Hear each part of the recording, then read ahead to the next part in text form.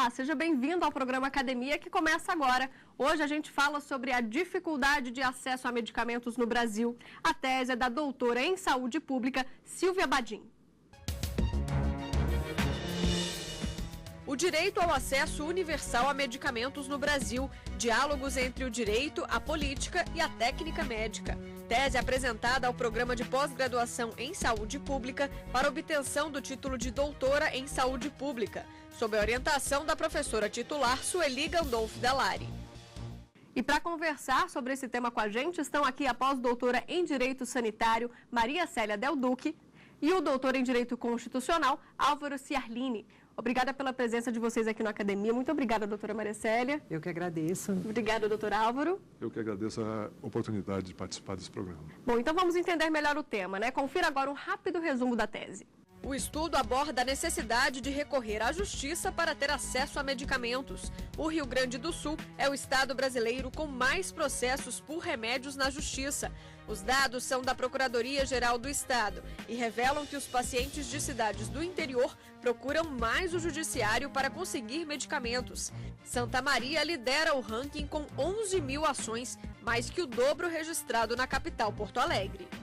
Obrigada, Silvia, pela sua presença aqui na TV Justiça. Eu que agradeço. Muito obrigada pelo convite. E um tema tão interessante que interessa a todo mundo, né, que é esse acesso a medicamentos, que é um problema antigo, né? Queria que você falasse um pouquinho sobre escrever, né, sobre esse tema. Por que da escolha? Olha, eu estudo esse tema desde 2002, quando cheguei na Universidade de São Paulo, né, e trabalhava junto ao Programa de Direito Sanitário de lá, que é o Centro de Pesquisas em Direito Sanitário da USP, com a professora Sueli Dallari. E me chamava sempre muito a atenção, nós tínhamos um estudo sobre o judiciário paulista na época, sobre questões relacionadas à saúde.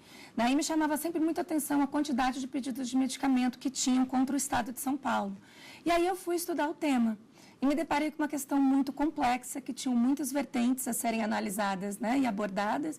Então, eu resolvi estudar mais a fundo esse tema, que foi tema do meu mestrado. Posteriormente, eu aprofundei a discussão na minha tese de doutorado. E é o quê? Falta dinheiro? Falta gestão? Qual que é a resposta que você obteve depois de tantos anos de estudo? Pois é, a gente não consegue identificar um único problema, É um problema multicausal. Tem muitos fatores que influenciam, Não somente a falta do medicamento disponível na rede pública, também. Às vezes é falta de incorporação de uma nova tecnologia, às vezes é falta do medicamento já incorporado estar na rede pública. Então, tem vários fatores, a gente não tem uma única causa para o problema. O fato é que todo dia tem novos medicamentos e todo dia tem novas demandas de saúde, relacionadas a problemas de saúde que demandam tratamento com medicamentos. Então, são os mais diversos medicamentos solicitados em juízo. Eu encontro desde medicamentos padronizados que constam em listas essenciais de medicamentos até medicamentos de alta complexidade que não estão incorporados nas nossas listas oficiais. E até, porventura, medicamentos sem registro no Brasil. É o caso do canabidiol, que a gente ficou tão famoso, que foi aprovado pela Anvisa, inclusive. Exatamente. A gente encontra na justiça os medicamentos chamados experimentais, mas hoje eles estão cada vez em menor número. A gente encontra mais medicamentos. Hoje, os casos mais difíceis de serem analisados no judiciário, na minha opinião, são aqueles que estão registrados no Brasil, mas ainda não disponíveis pelo Sistema Único de Saúde. A partir de quando que a população tomou ciência de que o judiciário poderia ajudar nessa conquista desse medicamento? Olha, a chamada judicialização da saúde, começou na década de 90, mais ou menos, com os portadores de HIV/AIDS solicitando medicamentos em juízo. O que foi um movimento muito forte, e a estratégia de acessar o judiciário naquele momento foi fundamental para garantir o tratamento dos portadores de HIV/AIDS no Brasil. E, inclusive, a pressão através do judiciário fez com que o executivo formalizasse uma política pública que hoje é uma das melhores do mundo para o tratamento de HIV/AIDS. Então, é uma estratégia usada desde a década de 90, mas que, de lá para cá, ganhou importância e volume em ações judiciais e acabou sendo usada para portadores de todas as patologias, para reivindicar todos os tipos de tratamento. Hoje a gente não fala mais só em medicamentos, o meu recorte foi medicamentos, mas no judiciário hoje a gente encontra todo e qualquer tipo de prestação de saúde sendo solicitada. Entendi. Cirurgias, leitos, órteses, próteses, produtos de saúde. E a metodologia, você chegou aí a campo ou foi mais bibliográfica? Não, eu fiz 2 tipos de análise na minha tese de doutorado. Uma, eu fui a campo, né, em alguns tribunais do país. Eu fui ao Rio Grande do Sul, Rio de Janeiro, São Paulo, Distrito Federal, Pernambuco e Minas Gerais. Então, eu analisei processos em primeira instância, porque me interessava ver a primeira instância, porque era onde o embate, na minha opinião, se dava, já que a maioria dessas ações tem pedido liminar.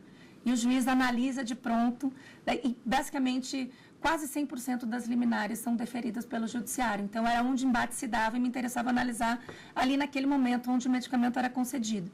Então, eu fui a campo nessas unidades da federação e eu analisei, então, os argumentos do que eu chamei dos 3 atores, né, que constam nos processos judiciais, os autores, os réus, que é sempre o Estado, né, e os juízes, posteriormente, ao decidirem, analisarem os argumentos do autor e do réu e formarem a sua decisão, a sua opinião para a decisão.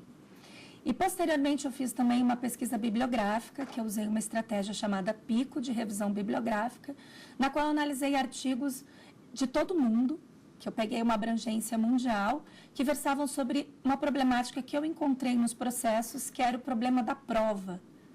Como que o juiz baseava a sua decisão numa prova? Por que que o autor, o que evidencia realmente que o autor necessita, né, daquele medicamento solicitado em juízo? E eu encontrei que a grande prova eram as prescrições médicas. Então, eu fui analisar a questão da prescrição médica contraposta à política pública de saúde, que era sempre a defesa do Estado e que perdia sempre no judiciário, na maioria dos casos, que era o Estado se defender dizendo que existiam outras terapêuticas ou que aquela terapêutica não era a mais adequada para o autor. Então, eu analisei artigos de todo mundo que versavam sobre a questão da prescrição médica, né, com vários problemas relacionados à prescrição médica, desde erro nas prescrições, até problemas de saúde causados pelas prescrições? Pelas prescrições médicas. Às vezes, erros contidos em prescrições, né, que depois possibilitam uma má administração dos medicamentos. E um problema também evidenciado em vários artigos ao redor do mundo, que era o problema da educação médica para a prescrição. O parecer médico, né, a decisão médica é sempre baseada em critérios individuais do médico prescritor, o que ele acha conveniente para o seu paciente naquele momento. O que tem os seus prós e os seus contras, né? O médico olha o paciente com as suas necessidades, que muitas vezes não estão incorporadas na política de saúde. Mas, muitas vezes, o médico pode, sim, prescrever outras terapêuticas que estão disponíveis no sistema e a gente observa que ele não faz sempre essa prescrição. E aí alega sua liberdade médica para fazer isso. E aí o juiz se baseia em quê? Essa era a grande dúvida. Como tomar decisão, né, nessa hora que você está lidando com a vida. Exatamente. Então, eu vou confiar como juiz naquela prescrição médica, no médico que subsidia o autor, porque uma coisa importante de se dizer é que nenhum autor chega a juízo pedindo um medicamento da sua cabeça. Ele é assistido por um médico, inclusive todos os juízes, em 100% dos processos, têm a prescrição médica como um documento fundamental das ações de saúde. E o Estado acaba se defendendo dizendo sobre as suas padronizações políticas, o que eu oferto, que nem sempre vai olhar o caso específico do autor. Então, esse é um dilema. Tá? O que decidir? O que faz parte do direito à saúde daquele cidadão? E como que a gente contrapõe esse direito individual com essa necessidade individual ao que é ofertado a todos, porque, afinal de contas, o direito à saúde ele é um direito social. Todos temos o mesmo direito.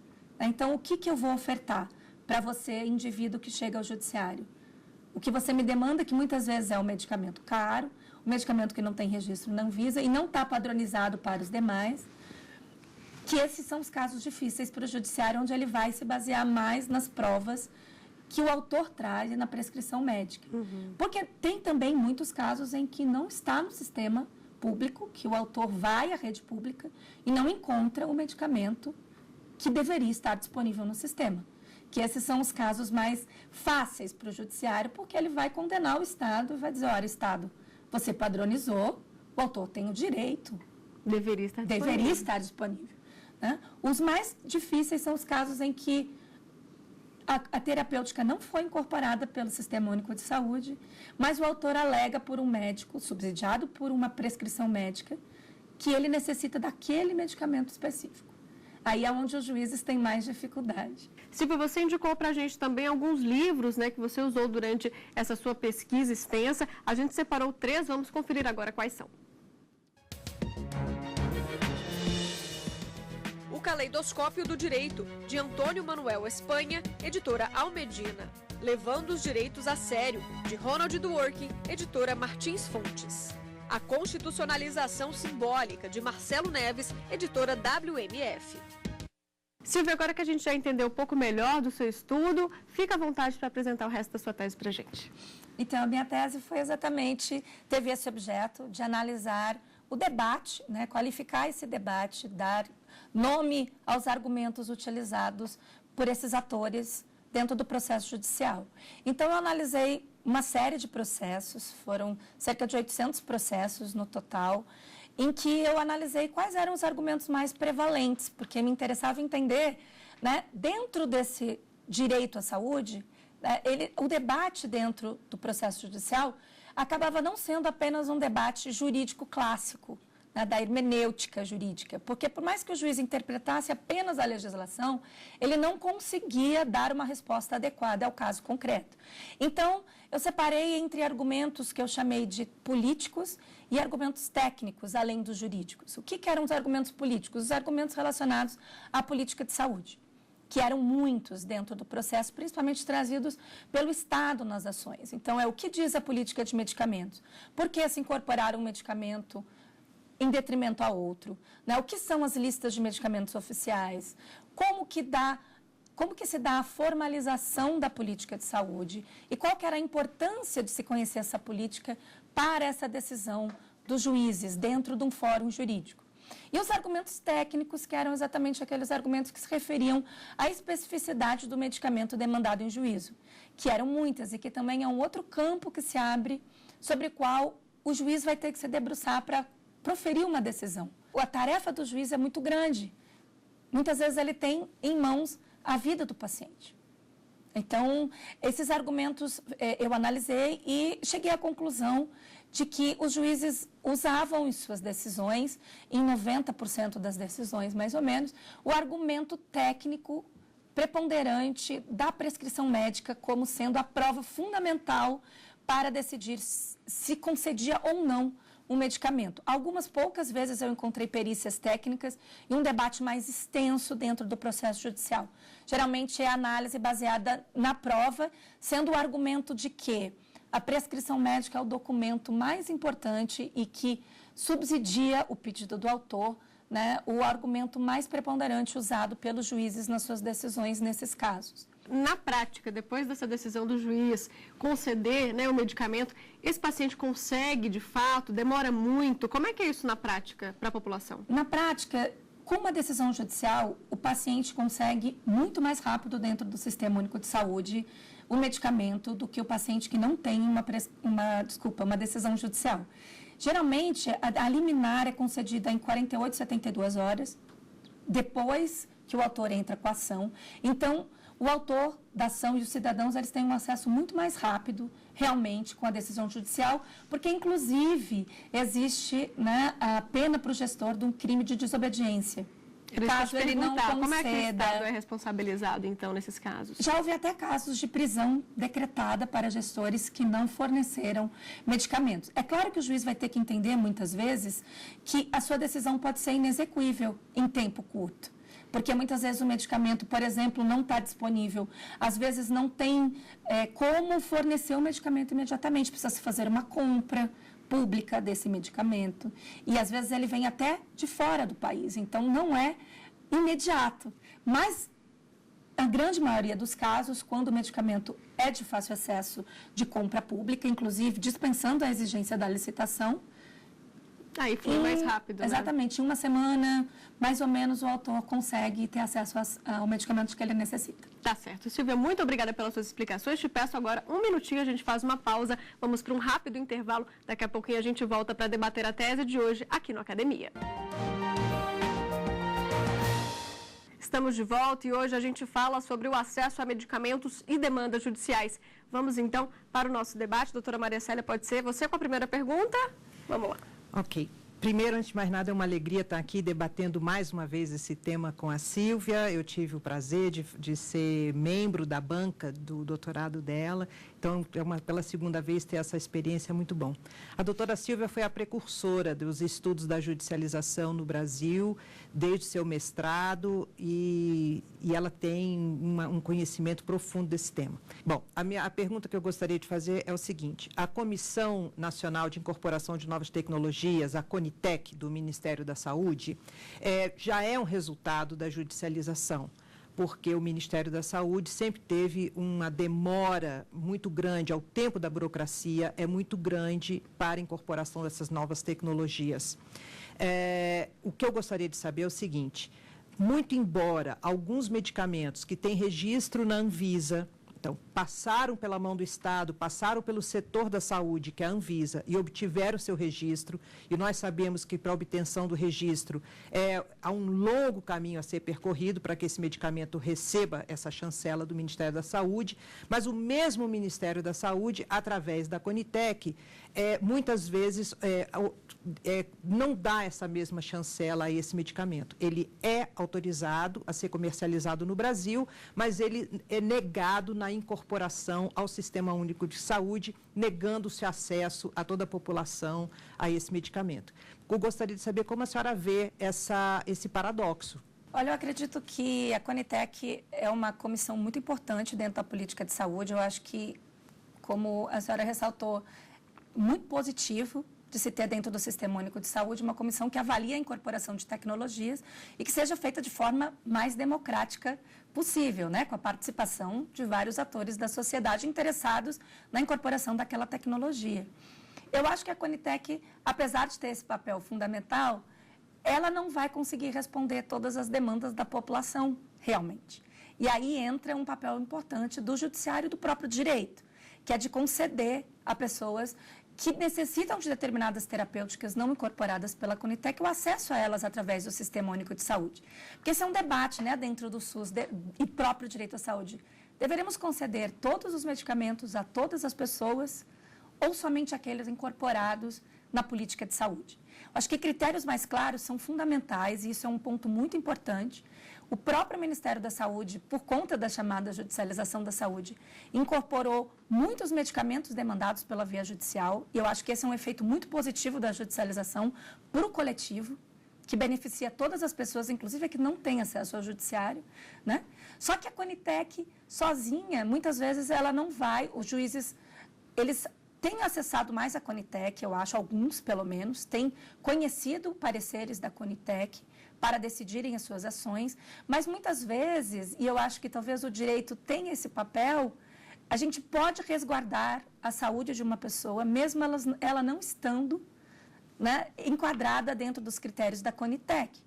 Por exemplo, muitas vezes a gente pode encontrar, a gente tem um estudo atual da CONITEC que evidencia que a mamografia, uma decisão complexa, né, e muito assustadora para as pessoas que lutam contra o câncer de mama e que trabalham com o câncer de mama, que a mamografia, por exemplo, não deve ser incorporada para mulheres com menos de 50 anos, com base em estudos científicos, padronizados, uma decisão recente, né? Se uma mulher, por exemplo, que tem um histórico na família e tenha 30 anos, ela não deve ter acesso a essa mamografia pelo Sistema Único de Saúde?